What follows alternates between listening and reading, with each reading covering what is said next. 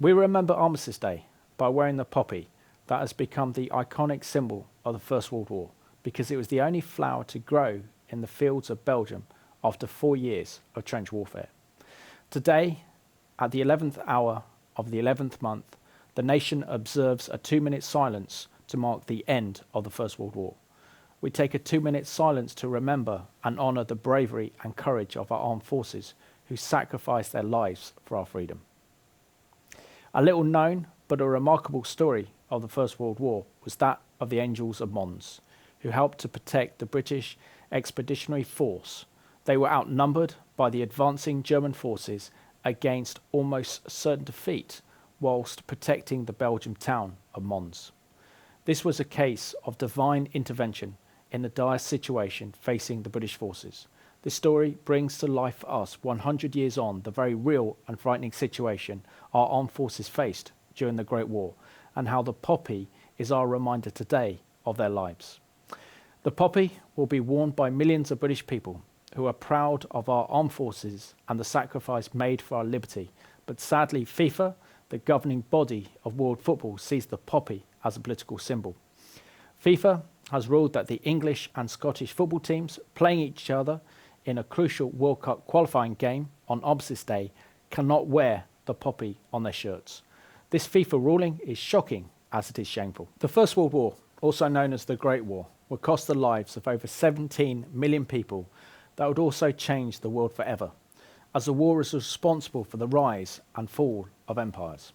The First World War started when a number of strategic alliances between empires across Europe broke down in the aftermath of the assassination of the Austrian Archduke Franz Ferdinand and his wife in Sarajevo on the 28th of June 1914.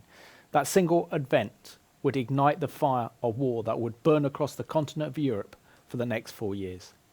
The Austrian-Hungarian Empire, also known as the Habsburg Empire, blamed Serbian nationalists for the murder of their Archduke, so they declared war on Serbia, and Germany in response signed a military alliance with the Ottoman Empire.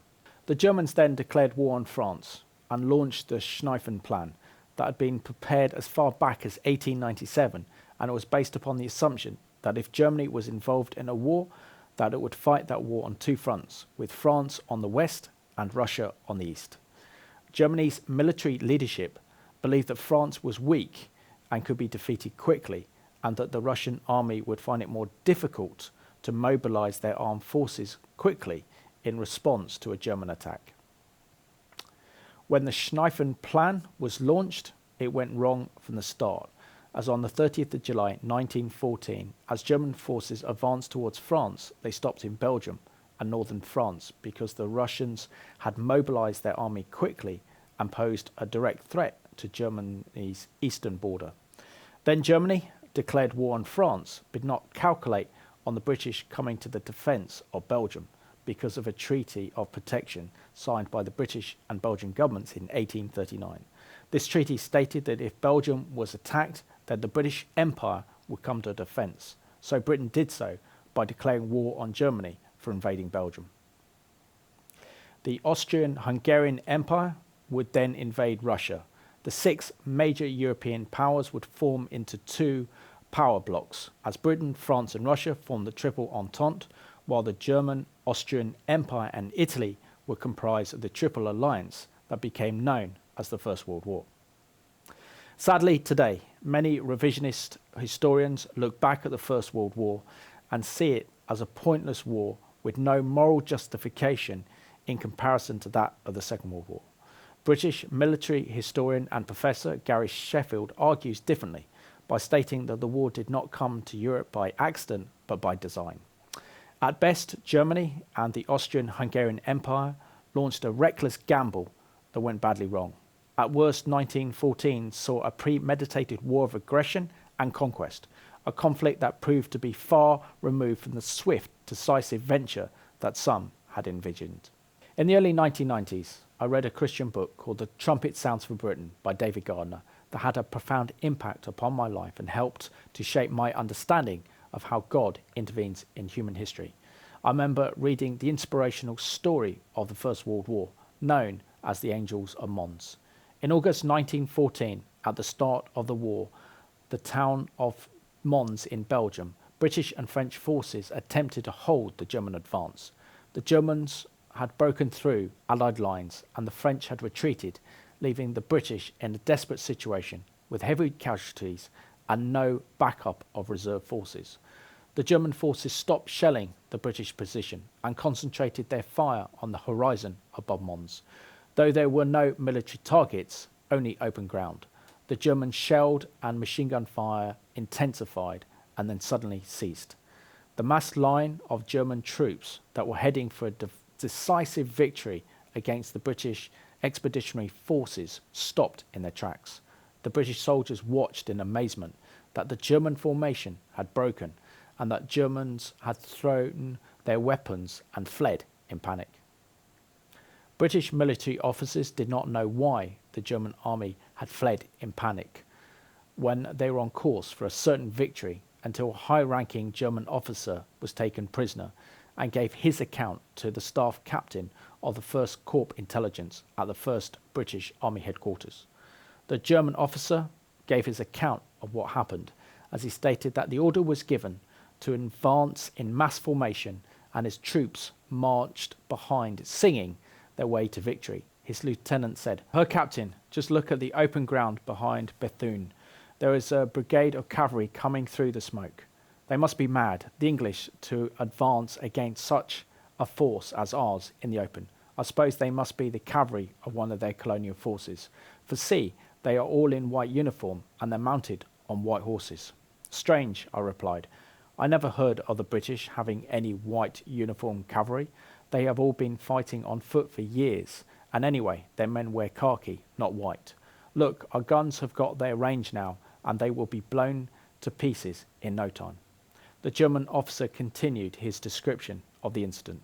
"Shortly afterwards, our machine guns opened heavy fire, spraying the advancing cavalry with a hail of bullets, but still they came, and not one single man or horse fell.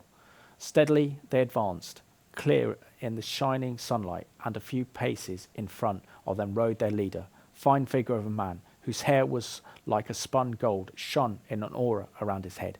By his side was a great sword, but his hands were quietly holding the reins as he hung on to his white horse as it carried him proudly forward. The heavy shell fire and concentrated machine gun fire continued, but the white cavalry kept advancing, unyielding, untouched by the attack, like the incoming tide surging over a sandy beach. Then came great fear upon me. I turned to flee. Yes, I, an officer of the Persian Guard, fled, panic-stricken.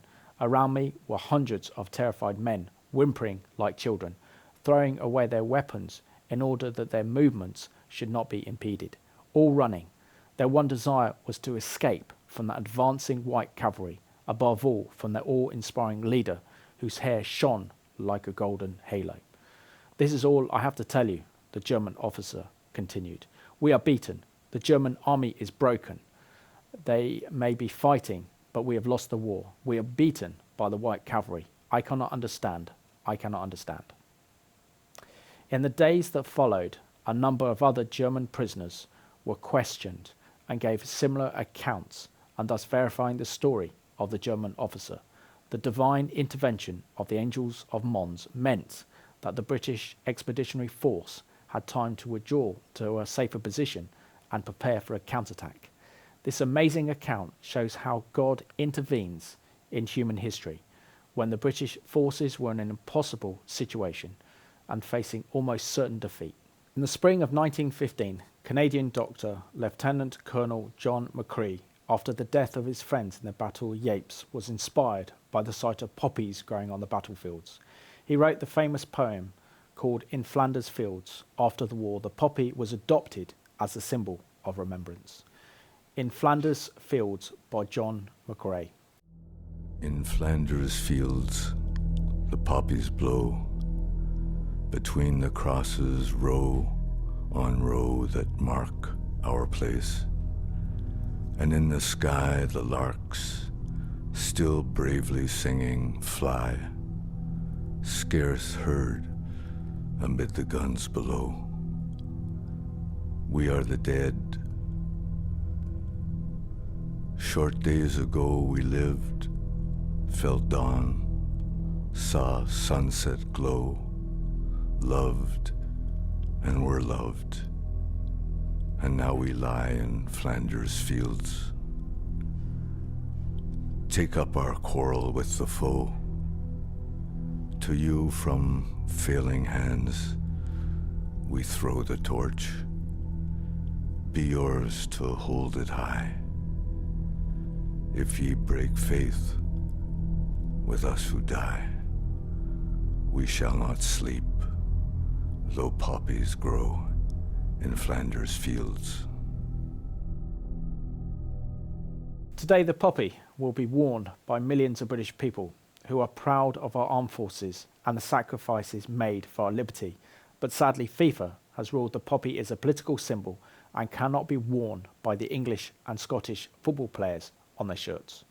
When Andy Murray, the Scottish tennis player, became world number one, he proudly wore his poppy on his playing shirt, and tennis's governing body, the Association of Tennis Professionals, had no problem with it, which poses the question: why does FIFA and its General Secretary Fatima Samora insist, without exception, that both the England and Scottish football teams cannot wear the poppy on their national shirts, as it has nothing to do with FIFA?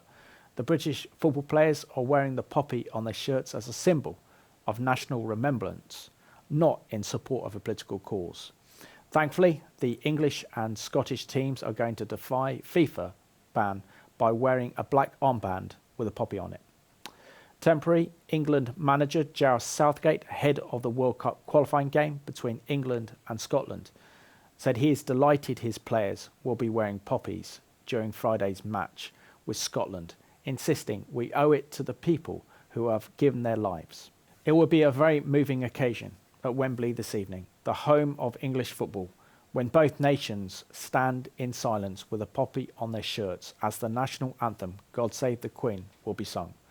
Those in the stadium and those watching on their television screens will remember the sacrifice made in blood by previous generations for our freedom.